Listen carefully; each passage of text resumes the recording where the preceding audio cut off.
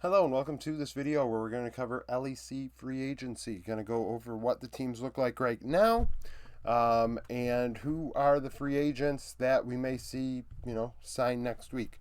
I know that the Twitter Pokemon have a lot of rumors out there, a ton of verbal agreements and things like that. Just for my own 2 cents, if you're new to the channel, I think verbal agreements are a lot like toilet paper and they're useless. One could argue, yeah, but like, oh, well, look how often they're right. And that's fine. That's not what I'm talking about. I'm talking about how you have a league and you have teams that put players into contract prisons, that screw over players. Recent salary cap thing where players aren't even really consulted on the deal because they don't have a players union. This region is the worst when it comes to this, alongside the LPL, in my opinion, when it comes to contract prisons. Now, because I think that, verbal agreements to me don't mean a lot, especially with the amount of ERL teams and the amount of teams willing to import now. Frankly, if a team is doing the best to succeed and wants to be the best team they can be, they're going to sign the best player available. Now, they may verbally agree with the player, but that does not mean that, when they find out so-and-so from the LCK is available, that they should not go look at that player because in the end, it's a verbal agreement. So players in verbal agreements should never stop looking for jobs because the fact of the matter is they do not have a contract. And people are going to say, oh, yeah, well, because it's out in the media, the team, now all the fans know. Yeah, has that stopped people from wanting to be fans of G2?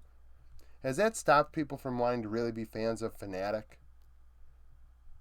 I don't think so, right?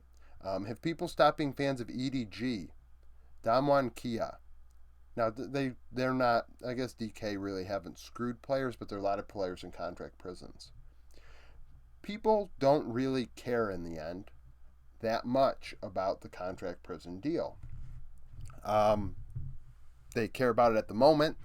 They'll care about the player that didn't get the verbal agreement deal at the moment, but in the long term, they really don't give a shit, for the most part, at least from what I've noticed. So,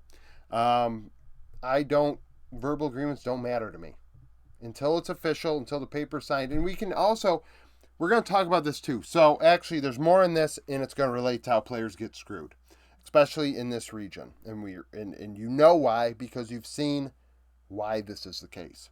So, KC bought out Astralis. Their roster is null. They have nobody under contract for next year that can play in the LEC. Kalist sounds like a really good player. I haven't watched him play because I don't watch ERLs, but apparently they might be too young to play next year. That's still to be determined.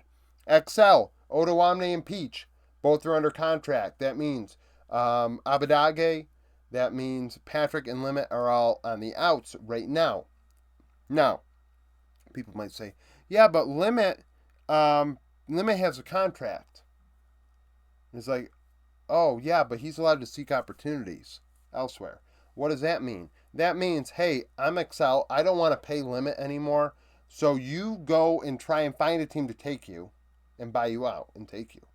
Otherwise, just like Selfmade was the last couple of years, right? Selfmade's a great example. Nobody was willing to take his contract, so he literally lost a couple of years of his prime, or at least a year of his prime, making pennies on the dollar versus how much I think he was supposed to make, because nobody wanted to take his contract. Now, if there's a players' union, maybe you get guaranteed contracts, maybe you get protection, so that doesn't happen. That's another reason why I don't believe the verbal agreement crap, because in the end, the teams are going to do what they're going to do. And do I blame them? I mean, it is what it is. It's a business. In the end, you have to put the best team out there. And there are plenty of other players that are going to take that spot, despite a couple being spurned that you screwed over their friend, or a couple fans upset because the majority don't really pay attention enough to care, or care enough long term. Fnatic, their Worlds roster, they bring everybody back but Trimby. We did see Trimby announce that he won't be back with the team in winter, and he might not play at all in winter. but he's over here. G2, their entire roster right now is still under contract.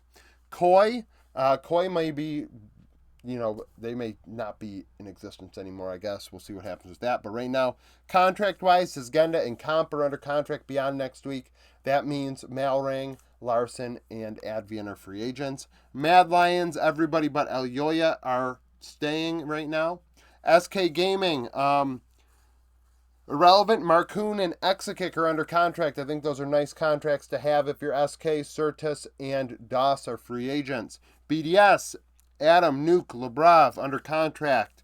Sheo and Crowney, free agents. Sheo should be somebody to be looked at. I know he did struggle at times, but he was a rookie. Team Heretics, their entire roster is still under contract for beyond this next week. A lot of rumors about that team. Now, that's a great example of more contracts that will not be respected by teams, which is why verbal agreements mean nothing to me. Vitality, Photon, and Kaiser. Both are under contract beyond next week. Douglas is probably going to be the starter, but right now he's on Academy, so he's not on here. And then we have Perks and Upset are both gone. Upset, I believe, even put out something in regards to that on Twitter. So we're looking at top lane. Who is available, free agent-wise? These all are players not on teams that were here.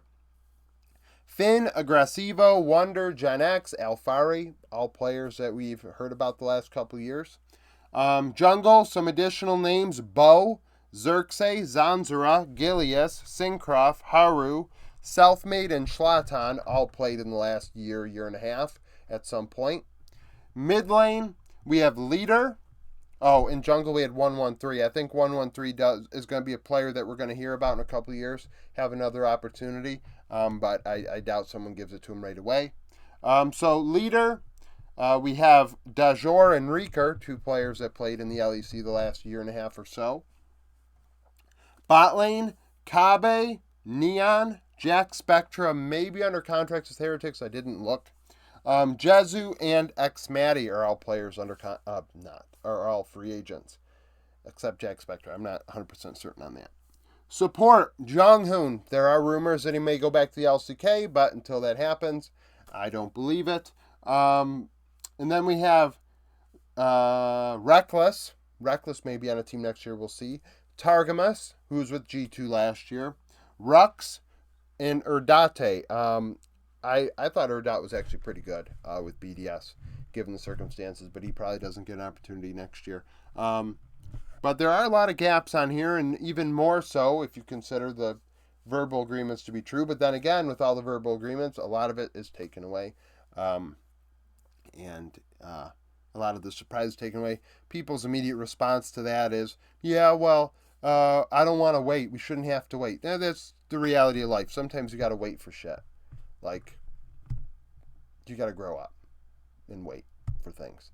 I'm really surprised, honestly, teams don't make players sign NDAs when they sign contracts, the agent as well, to allow for a bigger moment where they reveal the team and have a sponsored video so they can make money and make a sponsor happy. I think that's actually really smart by teams to do.